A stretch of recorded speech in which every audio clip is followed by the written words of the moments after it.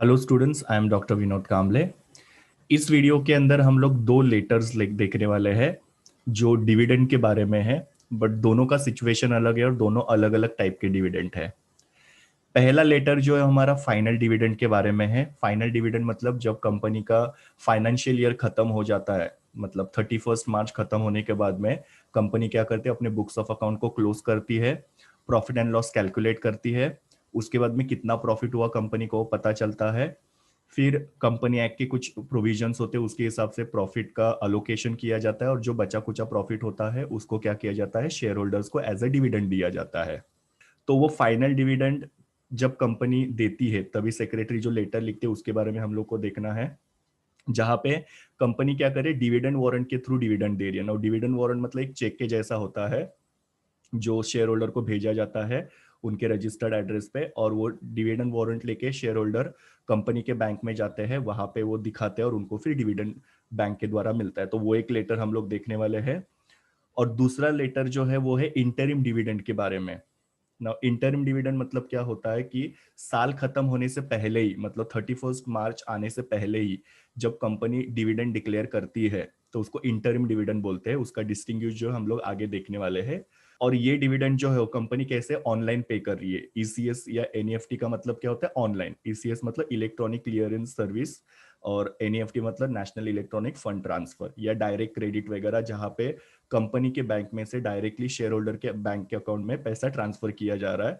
तो उनको लेटर लिख के इन्फॉर्म किया जा रहा है कि इतना डिविडेंड जो है आपके अकाउंट में क्रेडिट किया है करके। तो ऐसे दो अलग अलग लेटर्स के बारे में हम लोग यहाँ पे पढ़ने वाले हैं।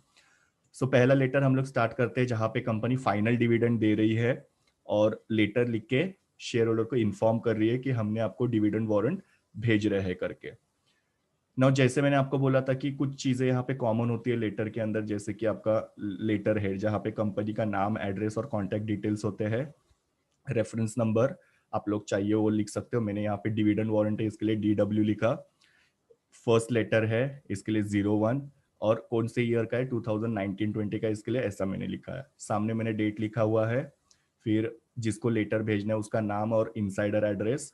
सब्जेक्ट लिखा payment of dividend on equity share, और फिर सैल्यूटेशन डियर सर। अभी मेरा बॉडी ऑफ लेटर ये आपको मैं समझाता हूँ। जब भी कंपनी फाइनल डिविडेंड डिक्लेयर करती है तो फाइनल डिविडेंड जो होता है वो एनुअल जनरल मीटिंग के अंदर डिक्लेयर किया जाता है। नो एनुअल जनरल मीटिंग क्या होता है वो आप लोगों ने 11th स्टैंडर्ड में पढ़ा है। जो मीटिंग साल में एक बार होती है, स्पेशली जब फाइनेंशियल ईयर खत्म हो जाता है 31 मार्च को, उसके बाद में 6 महीने के अंदर ये मीटिंग कंडक्ट करनी पड़ती है जो कंपनी एक्ट के हिसाब से है।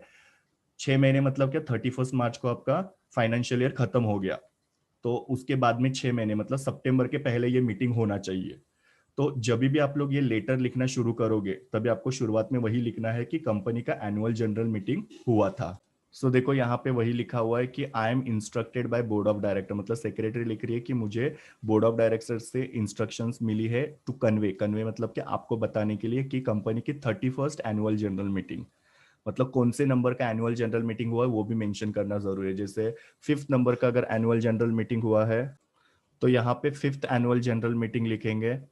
10th नंबर का एनुअल जनरल मीटिंग हुआ है तो 10th एनुअल जनरल मीटिंग, तो वो कौन से नंबर का एनुअल जनरल मीटिंग है वो भी लिखना पड़ता है। तो यहाँ पे सेक्रेटरी लिखती है कि मुझे बोर्ड ऑफ डायरेक्टर ने इंस्ट्रक्ट किया है आपको ये इन्फॉर्म करने के लिए कि कंपनी की 31st एनुअल जनरल मीटिंग हुई थी। उसकी डेट लिखनी भी जरूरी है। जैसे मैंने आपको बोला था कि सितंबर के पहले आपका एनुअल जनरल मीटिंग हो जाना चाहिए, मतलब जैसे आपका फाइनेंशियल ईयर खत्म हो जाता है 31 मार्च को, उसके आगे 6 महीने के अंदर आपका वो मीटिंग हो जाना चाहिए। तो 6 महीने कब होते हैं, सितंबर में। तो उसके पहले का ही डेट यहाँ पे आपको लिखना है कि 20th अगस्त को कंपनी की एनुअल जनरल मीटिंग हो गई थी।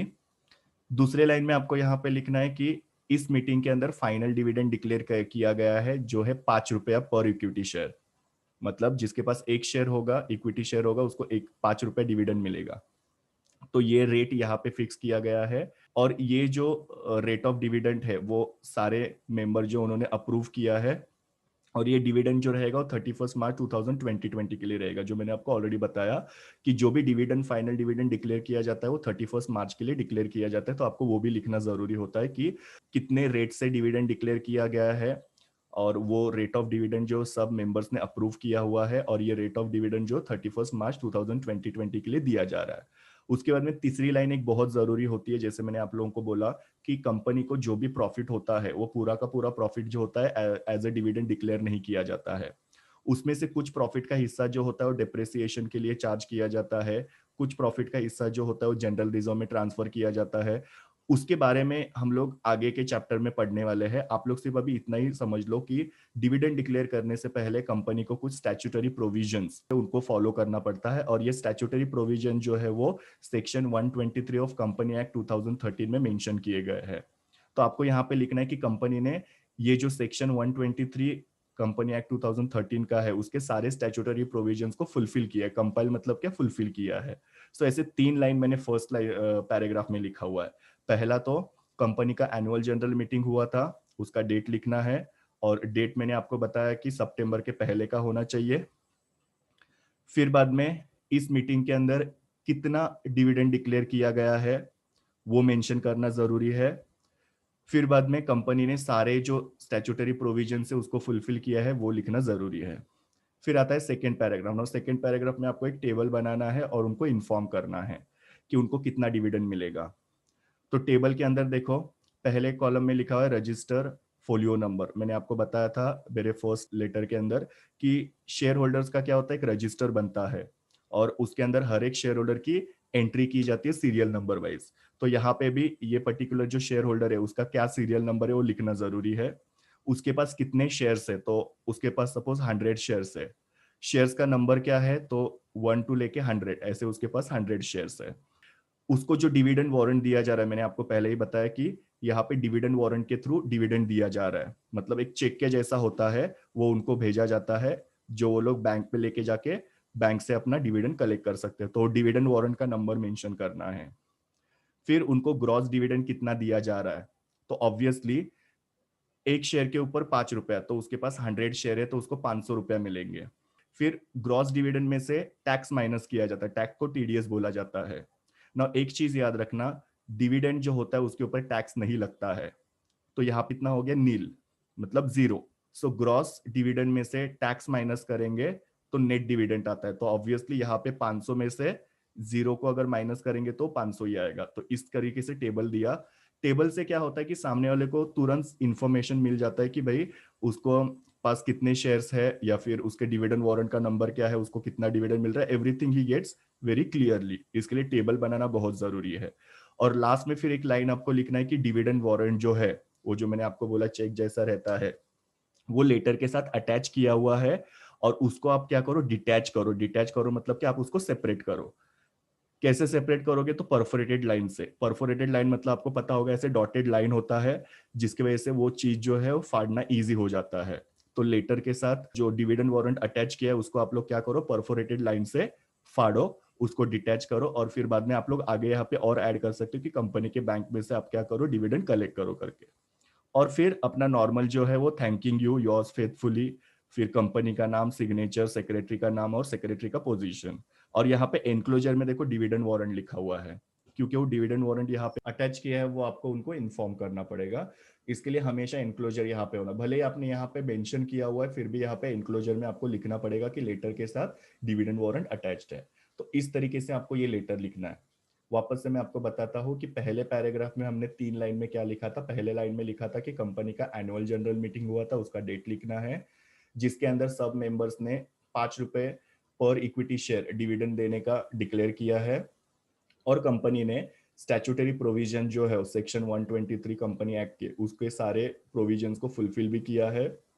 ये अपने फर्स्ट पैराग्राफ में लिखा। दूसरे पैराग्राफ में आपको डिविडेंड के डिटेल्स देना है कि शेयर होल्डर का रजिस्टर्ड फोलियो नंबर क्या है, उसके पास कितने शेयर्स है, शेयर्स का नंबर क्या है, डिविडेंड वारंट नंबर क्या है, उसको ग्रॉस कितना डिविडेंड मिल रहा है, टैक्स कितना डिडक्ट हो रहा है, और नेट डिविडेंड। टैक्स हमेशा यहाँ पे नील ही आएगा बिकॉज डिविडेंड के ऊपर टैक्स लगता नहीं है। और लास्ट में यहाँ पर लाइन लिखना है आपको कि डिविडेंड वारंट यहाँ पे अटैच किया हुआ है लेटर के साथ, जिसको आप क्या करो, परफोरेटेड लाइन से डिटैच करके कंपनी के बैंक में से आप आपका डिविडेंड कलेक्ट करो करके। तो इस तरीके से ये लेटर लिखना है ना। जैसे मैंने आपको बोला था दूसरा एक लेटर भी है जहां पे इंटरिम डिविडेंड दिया जा रहा है। इंटरिम डिविडेंड का मतलब क्या होता है, यहाँ पे अभी तक ईयर एंडिंग नहीं हुआ है, 31 मार्च नहीं हुआ है, बट बीच में ही कंपनी क्या कर रही है, थोड़ा सा डिविडेंड डिक्लेयर कर रही है। और वो डिविडेंड भी कैसे दे रही है कंपनी, ऑनलाइन थ्रू, मतलब डायरेक्टली वो शेयर होल्डर जो उसके अकाउंट में पैसा ट्रांसफर होने वाला है, तो उसके बारे में यहाँ पे लेटर लिखा जा रहा है। तो अगेन कंपनी का letter head, reference number, date, जिसको लेटर भेजना है उसका नाम और इनसाइडर एड्रेस, और सब्जेक्ट, सब्जेक्ट में देखो क्या लिखा है, payment of interim dividend through electronic clearance services, मतलब ईसीएस या डायरेक्ट क्रेडिट या एनईएफटी, जो भी होगा वो आपको मेंशन करना है कि इस तरीके से हमने क्या किया है, इंटरिम डिविडेंड आपको पे किया हुआ है। उसके बाद में सैल्यूटेशन डियर सर, और फिर हमारा लेटर लिखना शुरू हो जाएगा। जैसे फाइनल डिविडेंड में हम लोग ने वहां पे लिखा था कि कंपनी की एनुअल जनरल मीटिंग होती हुई थी, यहाँ पे एनुअल जनरल मीटिंग नहीं लिखना है, यहाँ पे कंपनी का बोर्ड मीटिंग हुआ था ऐसे लिखना है। और ये बोर्ड मीटिंग कभी हुआ था उसका डेट भी लिखना है, ये डेट कोई भी लिख सकते हो, यहाँ पे कोई प्रॉब्लम नहीं है। 1 अप्रैल से लेके 31 मार्च तक आप कोई भी डेट यहाँ पे लिख सकते हो। तो मैंने यहाँ पे लिखा कि कंपनी का बोर्ड मीटिंग हुआ था 18 अगस्त 2020 को, जिसके अंदर इंटरिम डिविडेंड डिक्लेयर किया गया था, उसका रेट लिखना जरूरी है। तो इंटरिम डिविडेंड कितना दिया जा रहा है, 1 रुपए का, 1 रुपया मिलेगा जिसके पास एक इक्विटी शेयर रहेगा, और उसके हिसाब से जितने इक्विटी शेयर रहेंगे उतना मल्टीप्लाई होगा वो। अगेन यहाँ पे लिखना है कि कंपनी ने सारे जो प्रोविजंस है वो प्रोविजंस को फुलफिल किया गया, तो वहां के जैसा ही ये लेटर है। फर्क सिर्फ इतना है कि वहां पे एनुअल जनरल मीटिंग हुआ था ऐसा लिखा था, यहाँ पे हमने क्या लिखा है, बोर्ड मीटिंग लिखा है।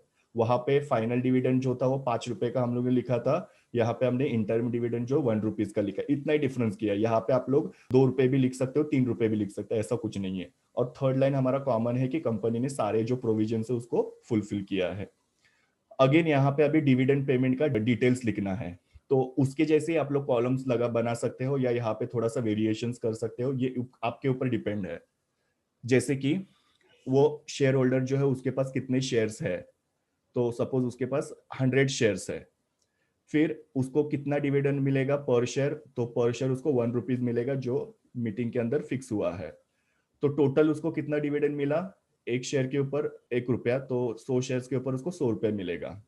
फिर उसका क्लाइंट आईडी नंबर वगैरह लिखना है, बिकॉज ऑनलाइन शेयर्स जब होते हैं तो ऑब्वियसली उसका क्या होता है, क्लाइंट आईडी नंबर होता है, तो वो आपको लिखना है, कुछ भी लिख सकते हो आप लोग, ऐसा कुछ नहीं है।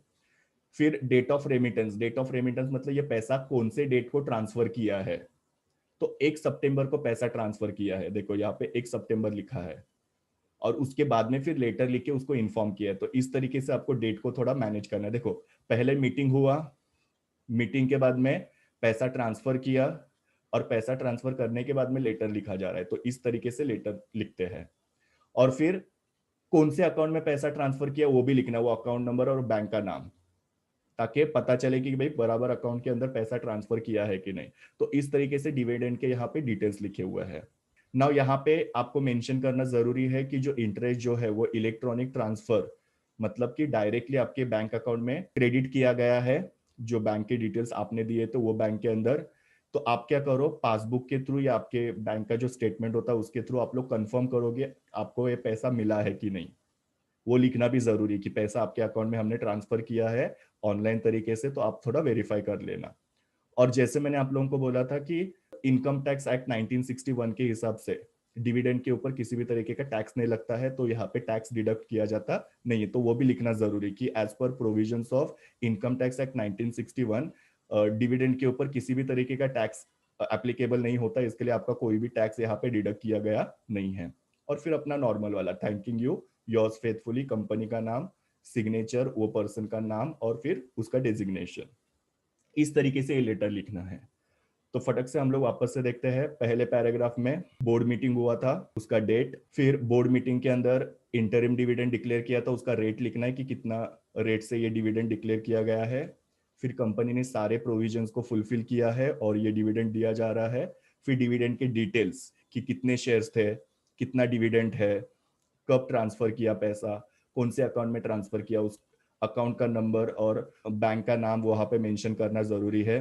फिर यहाँ पे लिखा जाता है कि पैसा जो आपके अकाउंट में ट्रांसफर किया है तो आप लोग क्या करो, पासबुक में या स्टेटमेंट के अंदर चेक करना कि आपको पैसा मिला है कि नहीं। और इनकम टैक्स एक्ट 1961 के हिसाब से आपको डिविडेंड के ऊपर कोई भी टैक्स जो है वो चार्ज किया गया नहीं है। तो इस तरीके से आप लोगों को लेटर के ट्रिक्स याद रखने हैं।